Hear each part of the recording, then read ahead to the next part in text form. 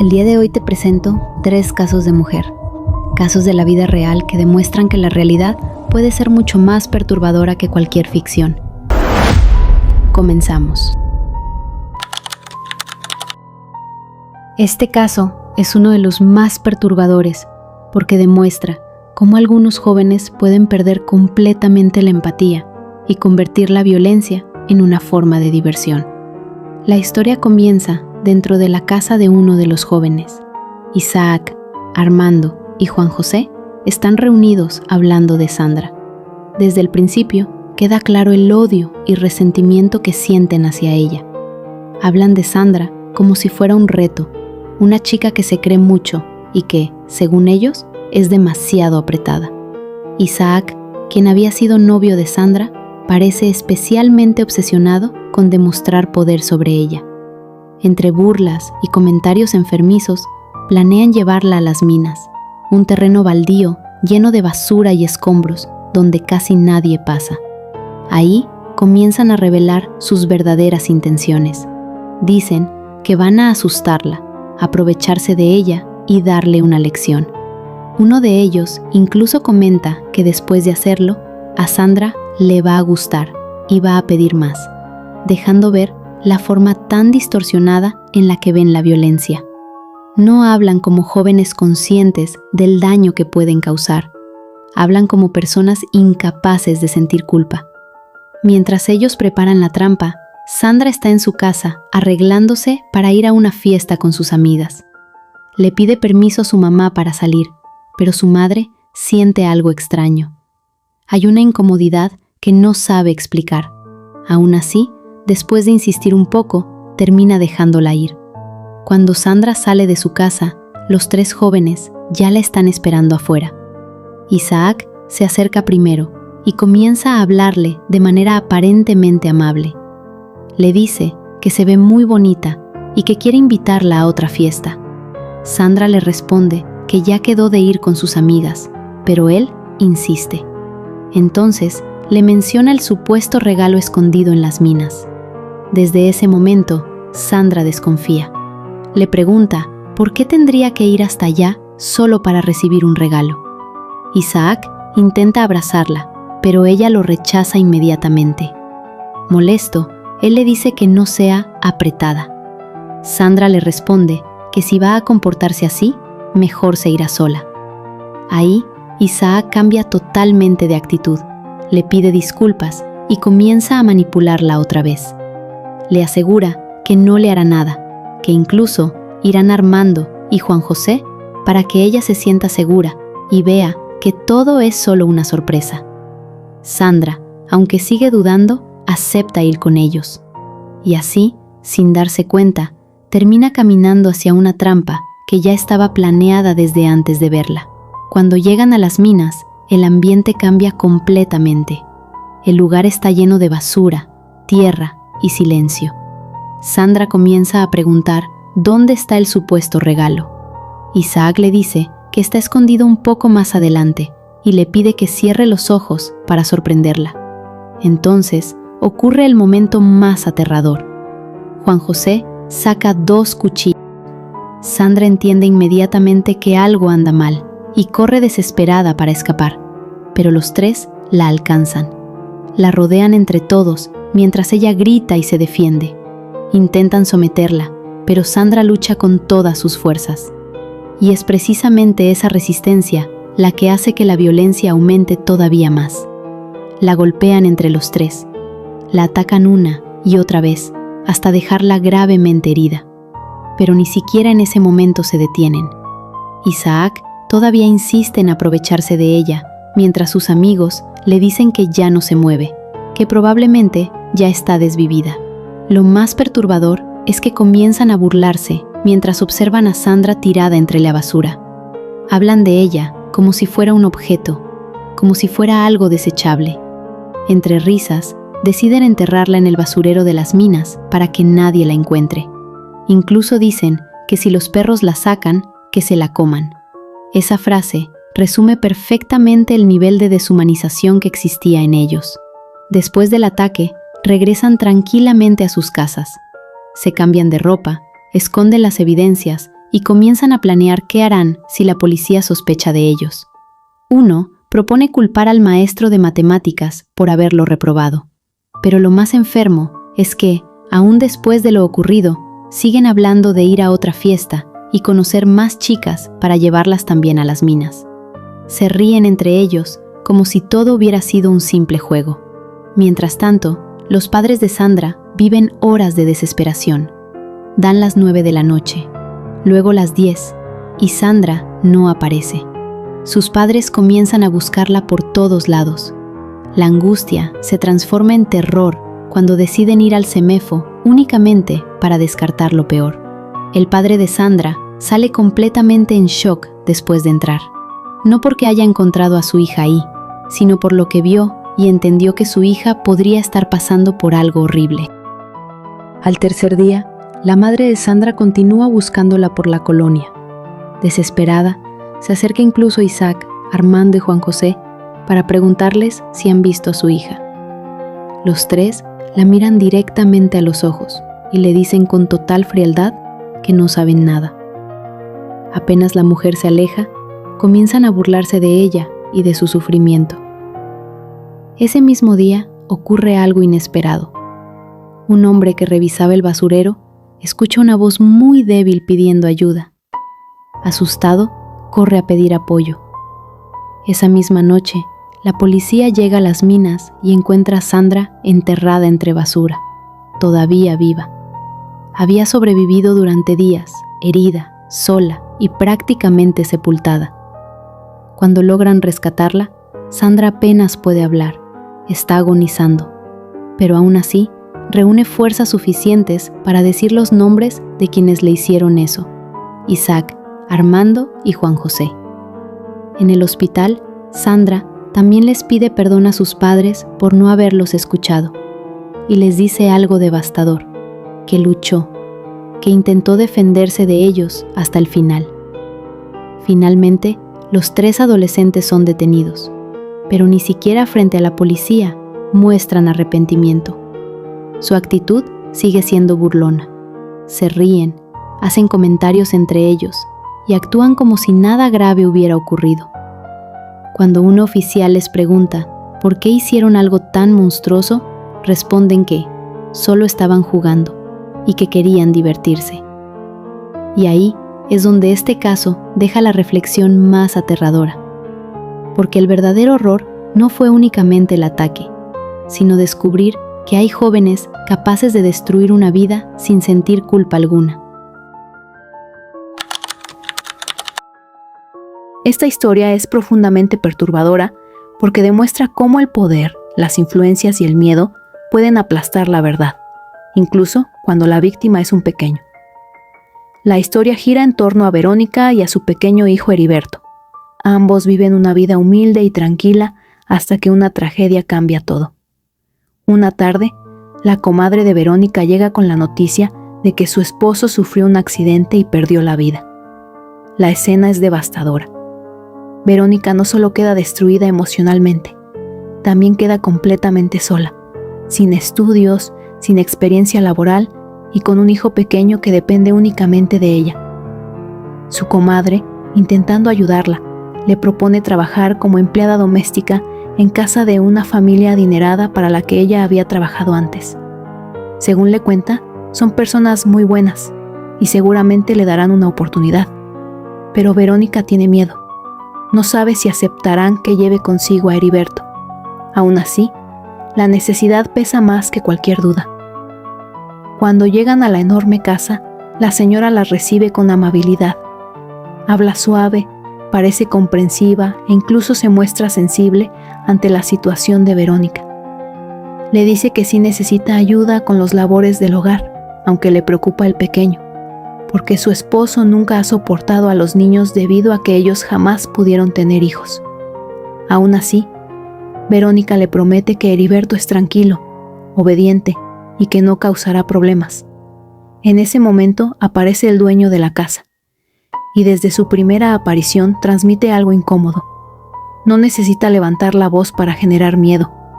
Tiene una mirada fría, distante, como alguien incapaz de sentir empatía.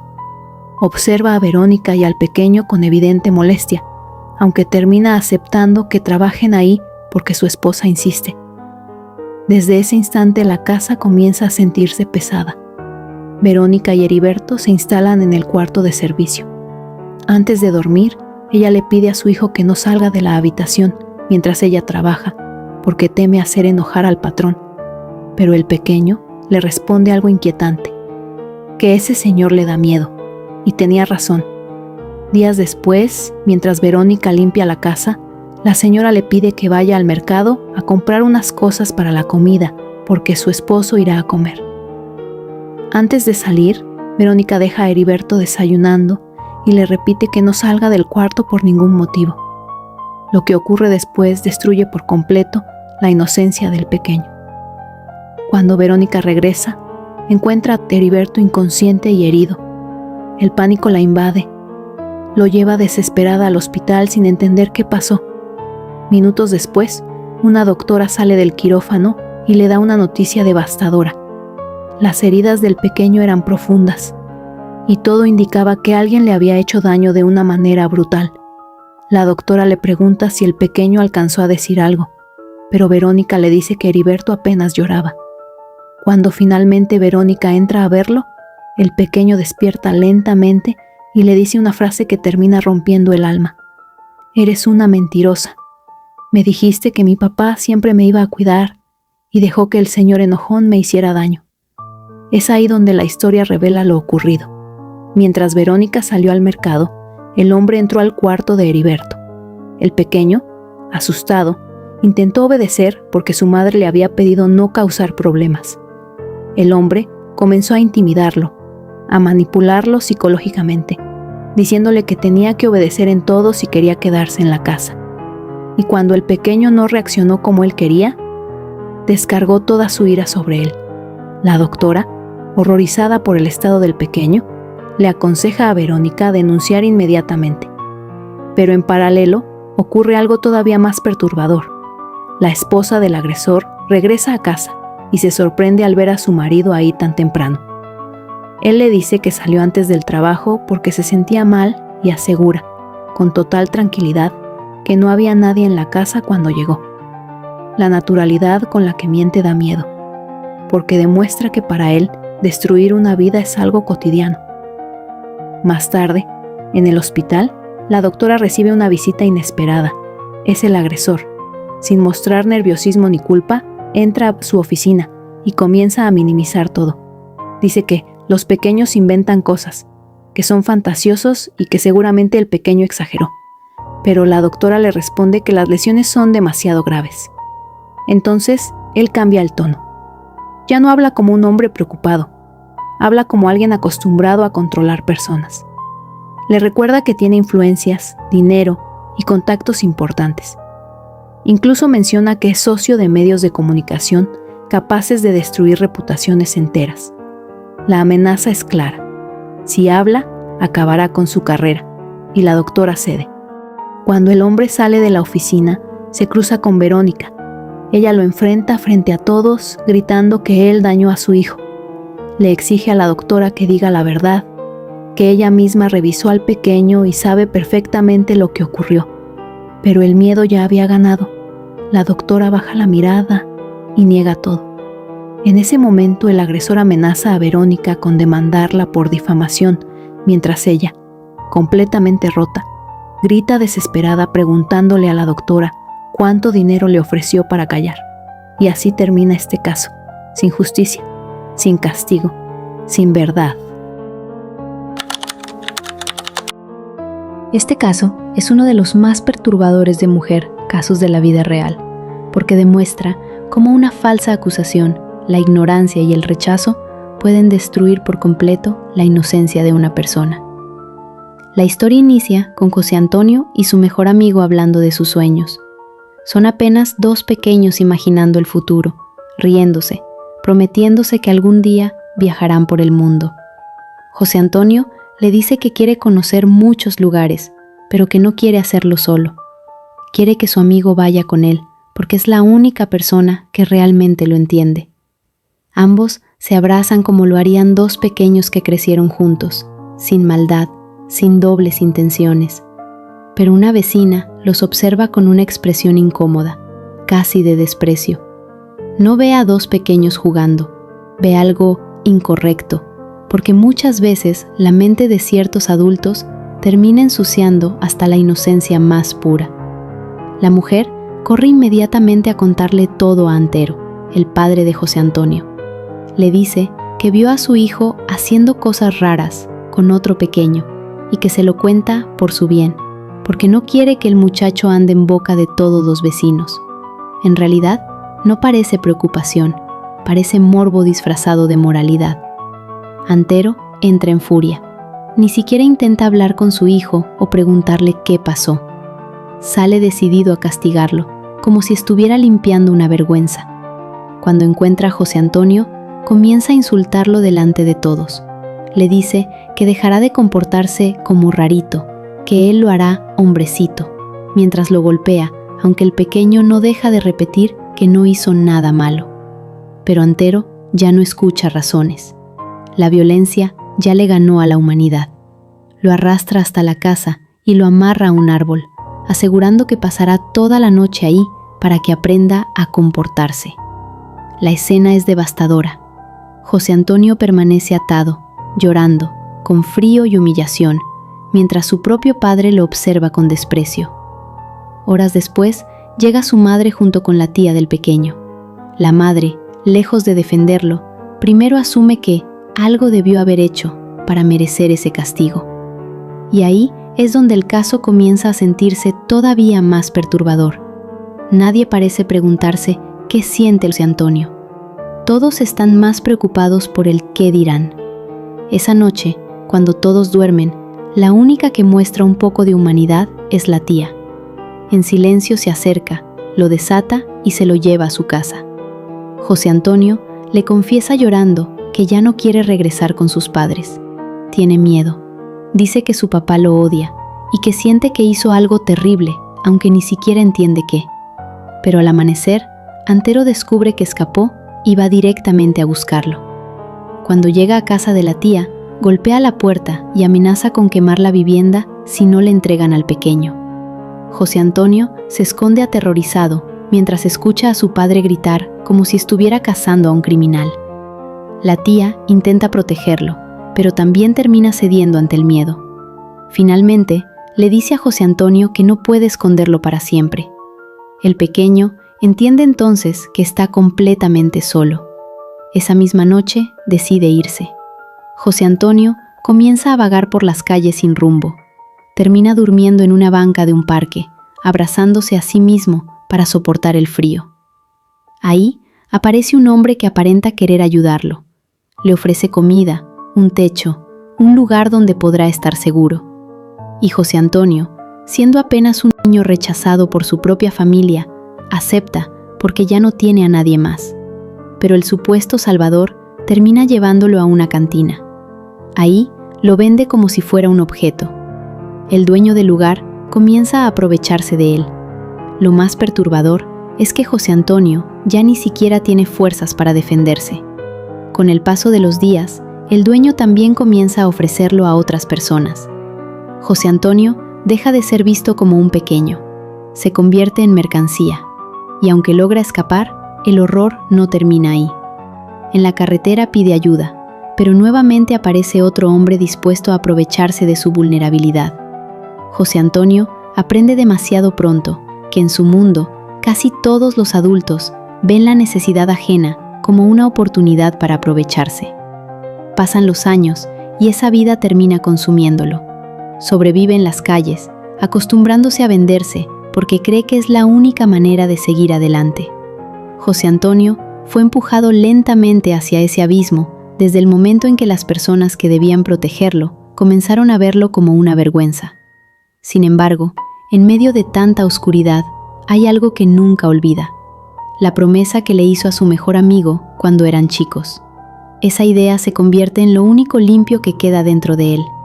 Y años después, intentando dejar atrás todo el dolor, decide abrir una agencia de viajes. Lo más perturbador de este caso es entender que José Antonio jamás fue destruido por ser diferente. Fue destruido por la crueldad de una sociedad que convirtió la inocencia en pecado y el rechazo en violencia. Porque a veces el verdadero peligro no está en la calle, sino dentro de las propias familias, donde el miedo, la ignorancia y la discriminación pueden marcar a un niño para toda la vida. Y después de escuchar estos casos, queda claro que lo más perturbador no siempre son los crímenes, sino la indiferencia, la ignorancia y la crueldad de las personas. José Antonio perdió su inocencia por el rechazo. Sandra fue víctima de jóvenes sin remordimiento. Y Heriberto descubrió demasiado pronto que el dinero y las influencias pueden silenciar la verdad. Historias distintas, pero todas reflejan una realidad que muchas veces supera la ficción. Si te gustan este tipo de casos perturbadores y análisis de historias oscuras, suscríbete para más contenido.